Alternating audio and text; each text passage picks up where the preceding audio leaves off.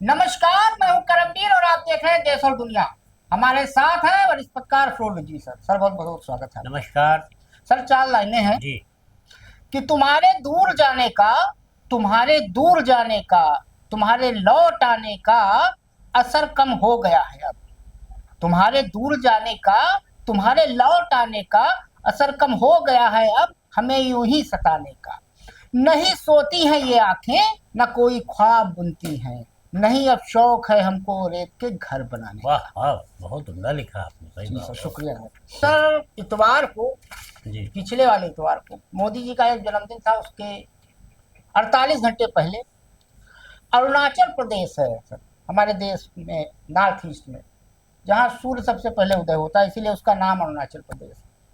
और हमारे एक केंद्रीय मंत्री हैं किरण रिजिजू साहब, वो वहीं से आते हैं। तो वहां पे सर हुआ क्या कि एक पाकके केशांग जिला है, तो वहां पे कस्तूरबा गांधी बालिका विद्यालय, जहां 2 महीने से भूगोल और राजनीतिक विज्ञान के शिक्षकों की कमी थी।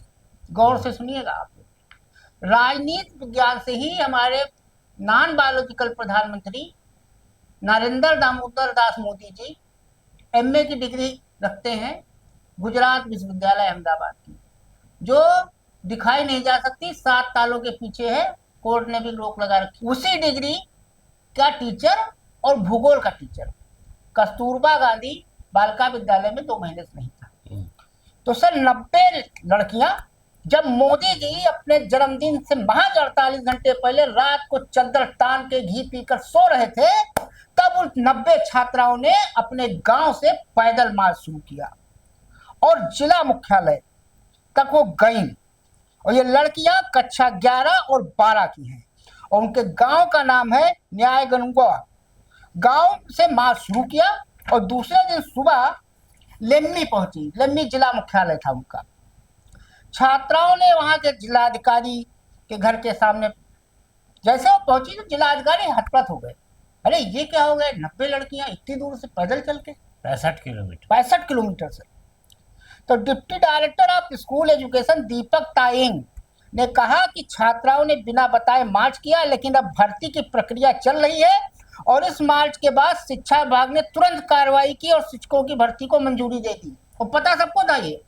और मोदी जी का एक प्रिय नारा है, बेटी बचाओ बेटी पढ़ाओ।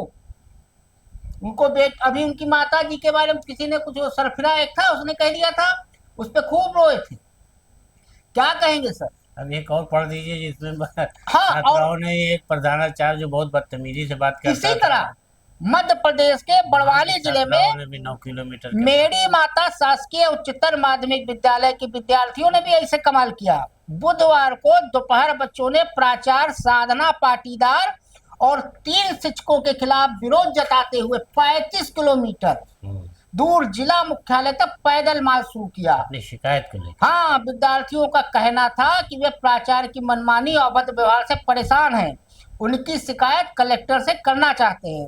सूचना मिलते ही ब्लॉक शिक्षा अधिकारी आर.एस. जाधव और तहसीलदार हितेंद्र भावसार मौके पर पहुंचे, जमीन में बैठे और उसके बाद उनकी मांग को पूरी हुई। जब उन छात्रों की मांग पूरी हुई तभी वो वहां से हिले।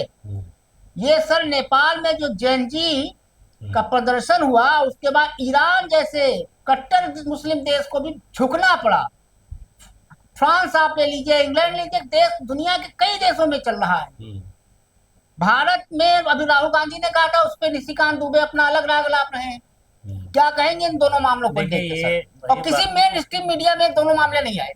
देखिए वो बात है कि अब धीरे धीरे लोगों में ये जागरूकता आने वाली है कि हमें किसी नेता से और अधिकारी से गिड़गिड़ाना नहीं, उनके सामने ऐसा प्रदर्शन करना है कि वो इस बात को लेकर के खौफजदा हो जाएं कि हम अगर किसी के अधिकार को मार रहे हैं तो हमें ज्यादा दिन तक कुर्सी पर रहने नहीं दिया जाएगा।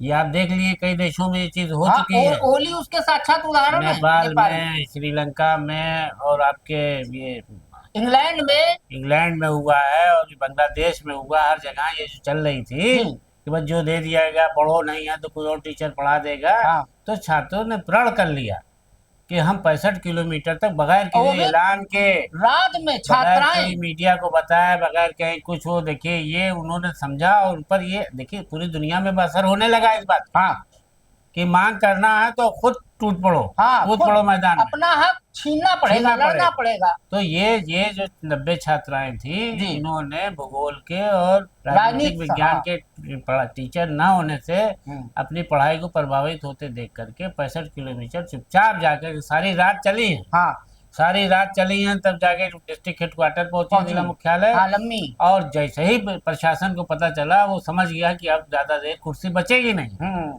अगर हमने इसकी बात ना, तत्काल हुआ।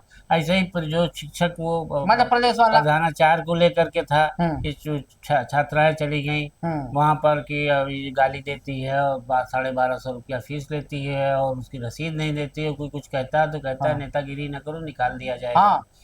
तो ये मनमानी और तानाशाही को लेकर के जिस तरीके से हम्म, इन बच्चों ने हम्म, एक संकेत दिया है, हम्म, ये छोटा अभी हुआ है, हम्म। ये संकेत दिया है, आगे भी अगर ऐसा हुआ तो ये देखिए फिर इस तरीके के लोग अपने हक के लिए एकदम सड़कों पर उतर आए। अब हमारे जो एलओपी है राहुल गांधी ने एक्स पोस्ट में देश के युवाओं खासकर जंजी यानी नई पीढ़ी की नई तारीफ पीढ़ी। करते हुए उन्हें लोकतंत्र और संविधान की रक्षा करने वाला असली विगार्ड बताया। राहुल गांधी का यह संदेश तब आया है जब नेपाल और बांग्लादेश जैसे देशों में छात्रों और युवाओं के आंदोलन ने सरकारों को पीछे हटने पर मजबूर कर दिया।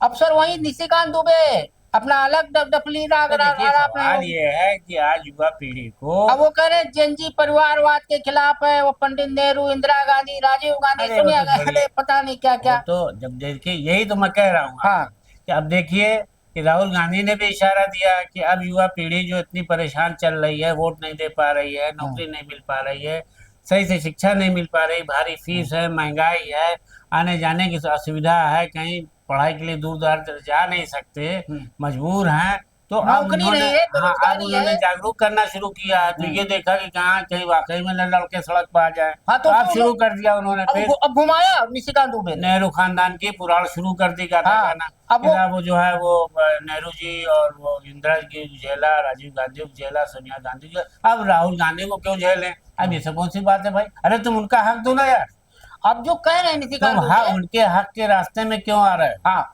मोदी कहते हैं हर साल 2 करोड़ नौकरी देंगे, अभी बिहार में वादा करके आए कि कमाल है। 1 करोड़ नौकरी हर साल देंगे। आप आज ये देश की हालत वो हो गई है महंगाई और बेरोजगारी को लेकर के कि लोग बेचारे परेशान घूम रहे हैं, छोटी छोटी सी नौकरी छूट जा रही, छटनी हो रही है, तो उनको कहीं नौकरी नहीं मिल रही, काम नहीं मिल रहा है, इतना कम पैसे पर लोग काम बताते हैं कि आदमी शर्मा जाता है कि इतने में हम जो कल ठीक काम कर रहे थे आज कहाँ जाए काम करने के। तो ये सब कि नेहरू ने ये किया और इंदिरा ने ये किया और फला ने ये किया, तो इससे क्या मतलब है भाई? इससे क्या मतलब है? यानी युवा पीढ़ी अपना अधिकार छोड़ दे, कह दे कि जाओ भाई जो सही कर रहे हो तुम लोग सरकार में हो, जाओ चलो करो। अब पूरे दुनिया बहुत की अच्छा चल रहा है, सियासत इसी पे आधारित है सर, और कुछ है नहीं। ये देखिए ये बहुत बड़ा नीतीश कुमार को सर एक वो ऐलान करना पड़ा, बहुत बड़ा सिग्नल, हाँ नीतीश कुमार को ऐलान करना पड़ा कि जो छात्राओं को सुविधाएं दे रहे थे वो, हाँ जो अब इंटर तक बेरोजगार हैं, हाँ स्वरोजगार के लिए, हाँ। अब वो सुविधा डिग्री तक बढ़ा दी उन्होंने। हाँ निश्चय स्वयं सहायता भत्ता योजना 1000 रुपया देंगे, 1000 दे रहे थे, अब तक इंटर तक पास छात्रों को दे रहे थे, अब उन्होंने ये 20 से 25 और स्नातकोत्तर तक दे दिया कि हम स्नातक और उसको भी देंगे। जान गए सबसे ज्यादा वोटर वही है ना। बताइए ना कि लड़का पढ़ के निकला बेरोजगार घूम रहा है, उसके पास एक फार्म भरने का पैसा नहीं है। अब सर जो जैसे निशिकांत दुबे जो बता रहे थे, अगर हम गिनाना शुरू करें भाजपा में परिवारवाद, राजनाथ सिंह के एक सुपुत्र पंकज सिंह विधायक नोएडा से, राजनाथ सिंह के दूसरे सुपुत्र नीरज सिंह लखनऊ उत्तरी से तैयारी कर रहे हैं, रोज उनका पोस्टर लगा रहता है। लालजी टंडन के सुपुत्र थे स्वर्गीय, वो भी अब दिवंगत हो गए, गोपाल जी उनका भी देहावसान हो गया। अमित शाह तो लालजी टंडन करते रहे, अमित शाह के कम से कम मैं 10 वीडियो आपको दिखा सकता हूँ जिसमें वो कहते हैं कि परिवारवाद कांग्रेस में है। जय शाह को क्या गोद लिए थे भैया कि कौन सा यूपीएससी का परीक्षा देके उनको आईसीसी का चेयरमैन बनाए हो। आप कितने नेता आप देख लो, नितिन गडकरी का देख लो आप, अनुराग ठाकुर क्या है, पीयूष गोयल कौन है? अनुराग ठाकुर क्या उनके बाप चीफ मिनिस्टर थे? पीयूष गोयल उनके पिताजी हिमाचल के। भाजपा में कैसा कौन? और आप समझिए कि इनका जो इस बार पत्ता साफ हुआ, इनके चचा हार गए थे, उनको भी टिकट वहाँ हिमाचल से मिला था। सुषमा स्वराज की सुपुत्री बांसुरी स्वराज। तो ये सब सिंधिया घराना, ये सब कौन है? कांग्रेस में है क्या? अब सर आगे चलते हैं। दुनिया में पहली बार एक एआई मिनिस्टर ने संसद में भाषण दिया है। ये एआई मिनिस्टर अल्बानिया की है, जिसका नाम डिएला है। अल्बानिया की नेशनल एजेंसी फॉर सोसाइटी ने माइक्रोसॉफ्ट के सहयोग से डिएला को विकसित किया है। दुनिया में पहली बार किसी देश ने एआई मंत्री को नियुक्त किया है। उसने संसद में इस पहली स्पीच दी है। क्या कहेंगे सर? अब देखिए, ये तो वाकई बड़ी मतलब एक तरीके की हैरत में डालने वाली बात है कि इंसान की शक्ल में मशीन मिनिस्टर बन गई है, और वो बात कह रही है जो कि शर्मिंदा होना पड़ रहा है उन मंत्रियों को जो इंसानी शक्ल में मंत्री हैं। वो कह रही है, उसने कहा मैं मशीन हूँ, मैं गलत नहीं करूंगी। जो मानवीय मंत्रालय में है इंसान, उनसे गलतियां होती, वो भ्रष्टाचार करते हैं। सत्ता में बैठे लोगों के अमानवीय फैसलों से होता है। ये भ्रष्टाचार के खिलाफ, मतलब भ्रष्टाचार को रोकने के लिए और सही काम करने के लिए एआई, आर्टिफिशियल इंटेलिजेंस की तरफ से एक वो के नाम की एक वो बनाई गई है मशीन, जिसको नाम डिएला नाम दिया। डिएला का नाम जो है अल्बानिया में, इसका मतलब होता है सूरज। भ्रष्टाचार खत्म करने के लिए। तो ये देखिए, अभी वहाँ के प्रधानमंत्री ने उनको नियुक्त किया है उस डिपार्टमेंट में जहाँ पर टेंडर वगैरह ज्यादा पड़ते हैं। तो बेईमानी रुकेगी उससे। दूसरे उन्होंने ये भी कहा है कि अभी हम और कुछ मंत्री ऐसे नियुक्त करेंगे। जो वहाँ एक एजेंसी है जो इस तरीके को चला रही है, रोबोट बना रही है मंत्री के, वो और बनाएगी। अब एक सर वो है इंडियन ओवरसीज कांग्रेस के प्रमुख सन पित्रोदा। ये जब राहुल गांधी कुछ अच्छा करते हैं तो ऐसे 2-4 कांग्रेस में है, मणिशंकर अय्यर जैसे हैं, जैसे ये हैं सन पित्रोदा, ये कुछ ना कुछ सत्यानाश करेंगे जरूर। मणिशंकर अय्यर है, ये है वो आपका वो था, क्या नाम है, शशि थरूर है। ये मतलब कोई ना कोई सत्यानाशी कांड कर ही देंगे, ये सुधरने का नाम नहीं लेते। आजाद वगैरह कर ही रहे तो चले गए। पित्रोदा साहब ने एक नया कांड कर दिया। अब पित्रोदा साहब ने कहा, पाकिस्तान की जमकर तारीफ की। पित्रोदा ने इसके साथ बांग्लादेश और नेपाल का नाम भी जोड़ दिया। उन्होंने कहा पाकिस्तान और बांग्लादेश घर जैसे लगते हैं। पित्रोदा ने भारत को सलाह देते हुए कहा कि हमें अपने पड़ोसियों पर ध्यान देने की जरूरत। तुमको किसने भैया तुमसे सलाह मांगा था? मोदी जी ने मांगा था। विदेश मंत्री एस जयशंकर, काहे भैया तुम बिना राय मांगे रायचंद बने? इससे पहले भी ये सत्यानाश कर चुके हैं। 1984 के सिंध दंगों के लिए कहा था, हुआ तो हुआ। बालाकोट स्ट्राइक पर भी ये बोल चुके। क्या कहेंगे सर? ये ऐसे खुजली भी, ये सब तो वो है ना, बरसाती मेढक। टर किया करते हैं, कोई मतलब नहीं, इनके बयान का मतलब भी नहीं। लेकिन चूंकि राहुल गांधी के कांग्रेस के खिलाफ इस्तेमाल हो सकता है, ये हो रहा है, इसलिए ये बोल गए कि साहब अरे भाई, बहुत से लोग कहते हैं हमें घर से ज्यादा अच्छा वहाँ लगता है। तो ये तो एक अलग बात हुई, लेकिन जो हमारा दुश्मन मुल्क है, जिसके लोग आके हमारे घर में अभी ताजा हमला कर रहे हैं, आतंकवाद फैला रहे हैं, उसको उसकी हम क्यों तारीफ करेंगे? अब सर सुप्रीम कोर्ट का एक बहुत जबरदस्त मामला हुआ कि सुप्रीम कोर्ट के ठीक बाहर सफाई कर्मियों से सीवर की सफाई हाथ से कराने के मामले में दिल्ली सरकार के पीडब्ल्यूडी विभाग पर 5 लाख रुपए का जुर्माना लगा है। बस करिए, हम बताइए। सफाई कर्मियों में एक नाबालिग भी शामिल था। क्या कहेंगे सर ये मामला? देखिए, ये तो सुप्रीम कोर्ट जो है इस बात से बहुत आहत है कि बहुत से लोग मैनहोल साफ करने उतरे और भाई चले गए, 4 लोग चले गए, 2 लोग बचाने उतरे, वो भी मर गए शरीर से। तो इसको 2 जजों की खंडपीठ थी। कई उसमें जो स्टेट में बंगलौर है, आपके महाराष्ट्र है, तमिलनाडु है, और बहुत सारी जगहों पर दिल्ली में पाबंदी लगा दी थी कि ये सफाई मशीन से होगी, मैनुअली नहीं होगी, आदमी नहीं जाएगा। और ना उसमें एक नाबालिग बच्चा आपने लगा दिया। कोर्ट ने बहुत सख्त लहजे में टिप्पणी की है। सख्त लहजे में डांटते हुए कहा है कि बताइए, सुप्रीम कोर्ट की नाक के नीचे हो रहा था। बिल्कुल कानून का उल्लंघन दिया तो लेने रहा, कहा उन्होंने दंडित करने का अफसरों को। FIR करने का अच्छा कदम है, ये बहुत अच्छी चीज है सर।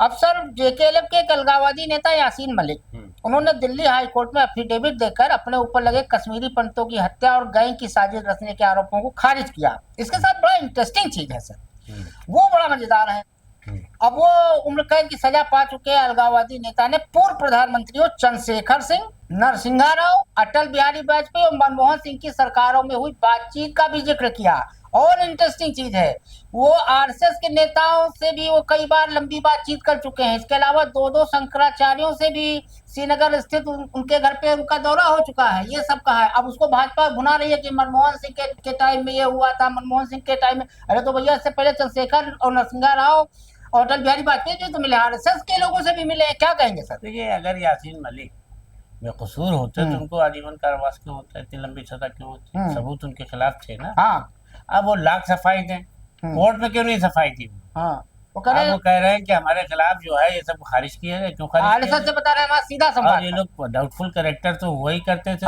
कश्मीर के। सही बात है। जब वहाँ पर चल रहा है दहशतगर्दी का माहौल, खत्म वहाँ लीडरशिप कर रहे हैं, तो वहाँ पर तो आप इस तरीके की बात कह रहे हैं, इसका कोई मतलब नहीं। अब सर, एक बड़ा दुखद घटना हुई अमेरिका में। तेलंगाना के महबूब नगर निवासी युवक मोहम्मद निजामुद्दीन की पुलिस की गोलीबारी में मौत हो गई। जानकारी के मुताबिक निजामुद्दीन 2016 में उच्च शिक्षा के लिए अमेरिका गए थे।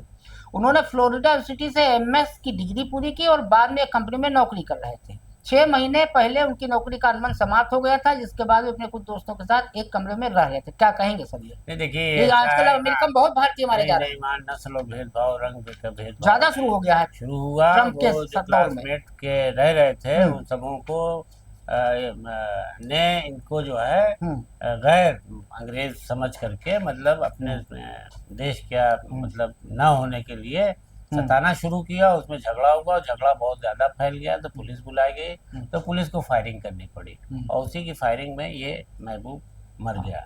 तो अब ये कि पुलिस ने ऐसा क्या था कि गोली चलाई, गोली इस लड़के को लग गई, उन लोगों को नहीं लगी, बदमाशों को। तो अब ये पूरा मामला तो अमेरिका जो है वो एक भारतीय लड़के की जिंदगी के साथ खिलवाड़ हुआ है, तो इसमें तो उसको जवाब देना चाहिए। तो भारत को सख्ती से पूछना चाहिए। पता नहीं हमारी जुडिशरी सिस्टम को क्या हो गया है। सब तो बंटाधार हो ही गया था, खाली सुप्रीम कोर्ट से ही आस है ले देके।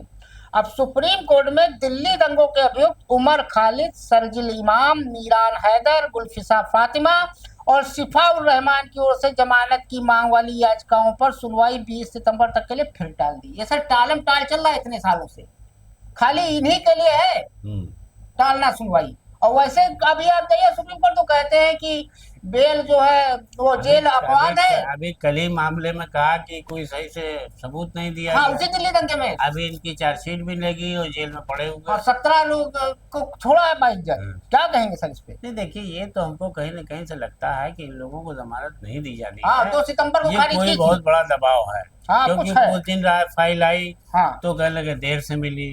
देर से मिली तो डेट लंबी लगा दी। अब कल डेट लगी तो आज फिर डेट दे दी। तो यानी तारीख पर तारीख जो पिक्चर आई थी सनी देओल की, दामिनी, तारीख पर तारीख, लेकिन उसमें एंड भी दिखला दिया था कि आज तू तारीख मारेगा तो तेरी तारीख वहीं पूरी कर दूंगा। जो वकील था उसका चड्ढा अमरीश पुरी, उसने कहा था कि उसने तो सीना पकड़ लिया था। हाथ इधर होता कि इधर होता उसको गड़बड़ी बताने हो गया था, मारना शुरू किया उसको। तो देखिए, ये सब जुडिशरी को सीखना चाहिए कि ऐसे लोग कितने बड़े आतंकवादी हैं कि उनकी जमानत नहीं हो रही है। अब सर, हिंडनबर्ग रिसर्च की जो रिपोर्ट के हिसाब से अडानी पर भ्रष्टाचार का आरोप लगा था, सेबी ने कल उसको कहा, खारिज कर दिया। बिल्कुल दूध के धुले हैं अडानी भाई। और माधवी कुछ का पता नहीं चल रहा है सर। सेबी की जो डायरेक्टर थी, जिन पर सुप्रीम कोर्ट ने कई बार टिप्पणी की थी, वो भी थी इस कमेटी में। और अडानी जी बिल्कुल बल्ले बल्ले हैं कि भैया देखो, अब हम तो हमारा जब उसमें जो है सेबी ने ही जो है क्लीन चिट दे दी और महुआ मोहतरी ने उस पर जो है तंज भी कसा कि सेबी ने इसको छोड़ दिया, क्लीन चिट दे दी। अब इससे अंदाजा लगाया जा सकता है कि सेबी किसके लिए काम कर रही है। वो तो वो तो सिर्फ 2-1 के लिए पूरा देश काम कर रहा है। वो राष्ट्रीय दामाद है। अब देखिए, वो गई थी बाढ़ क्षेत्र का दौरा करने, उनका भी बताइए। अरे आपकी फेवरेट और कंगना रनौत की कुल्लू जिले के मलाली में सोलंग और पंजाब में आपदा प्रभावित क्षेत्रों का दौरा कर रही थी। 19 दिन बाद उनको होश आया। उनको बड़ा शौक है नेता बनने। अब वो लोग उनको अपना दुखड़ा सुनाते तो अपने खुद अपना रोना शुरू कर दी। उन्होंने कहा एक महिला ने बारिश से हुए नुकसान की शिकायत की तो कंगना ने अपना दर्द बताते हुए कहा कि उनका रेस्टोरेंट भी यही है, उसमें कल सिर्फ 50 रुपए का ही बिजनेस हुआ। अब सिर्फ 50 रुपए की रेस्टोरेंट में चीज कौन सी आती है? हम ये नहीं समझ पाए। रोटी होगी, कोई एक आदमी एक रोटी लेके गया होगा, यानी कि वो अपना रोना रोने लगी। क्या कहेंगे सर? सही बात है, इतने बड़े रेस्टोरेंट में 50 रुपए की तो कोई चीज नहीं होगी, शायद एक आध चाय वाय भी, चाय भी 150-200 की मिलती। बता दें 15 लाख रुपया महीने में सैलरी देती हूँ, 15-20 लाख की सैलरी दे।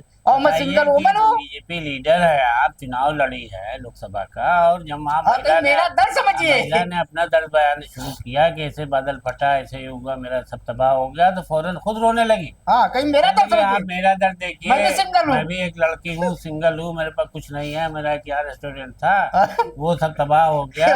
50 रुपया मिला। 15-20 लाख की सैलरी देती हूँ, कल एक दिन की आमदनी 50 रुपए हुई। बताइए, ऐसी सांसद, कमाल है भाई।